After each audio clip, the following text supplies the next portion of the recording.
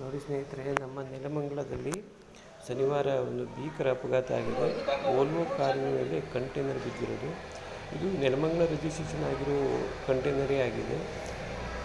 ಅಚಾನಕ್ಕಾಗಿ Volvo container driver opposite ಡೈರೆಕ್ಷನಲ್ಲಿ ಬರೋ ಕಾರಿನ ಮೇಲೆ ಬಿದ್ದಿದ್ದಾನೆ. ಇದು ಅತ್ಯಂತ ಭೀಕರವಾದ ಅಪಘಾತ. 11 ಗಂಟೆ ಸುಮಾರಿಗೆ ನಮ್ಮ ನೆಲಮಂಗಲದಲ್ಲಿ ನಡೆದಿದೆ. ಇದು ನೋಡಿದರೆ ಮೈ ಜುಮ್ಮೆನ್ನುತ್ತೆ. 1 ಕೋಟಿ ಬೆಲೆಯ ಈ ವೋಲ್ವೋ ಕಾರಿನ ಮೇಲೆ ಕಂಟೈನರ್ ಇದ್ದಾಗ ಅಪ್ಪಚ್ಚಿಯಾಗಿ ಹೋಗಿದೆ. 6 ಜನರು ಸ್ಥಳದಲ್ಲೇ ದುರ್ಮರಣ ಹೊಂದಿದ್ದಾರೆ. ತುಂಬ ಭೀಕರವಾದ ಅಪಘಾತ. ಅದಕ್ಕೋಸ್ಕರ ಹೇಳ್ತಾ ಇದ್ದೀನಿ ಸ್ನೇಹಿತರೆ, ಎಷ್ಟೇ ದುಬಾರಿಯಾದ ಕಾರಾದರೂ ಪರವಾಗಿಲ್ಲ, ನೀವು ತುಂಬ ಕೇರಾಗಿ ಗಾಡಿಯನ್ನು ಓಡಿಸಬೇಕು. ಗಾಡಿಯನ್ನು ಕೇರಾಗಿ ಓಡಿಸಿಲ್ಲ ಅಂತ ಹೇಳಿದ್ರೆ ಇಂತಹ ದುರ್ಘಟನೆ ನಡೆದುಬಿಡುತ್ತೆ.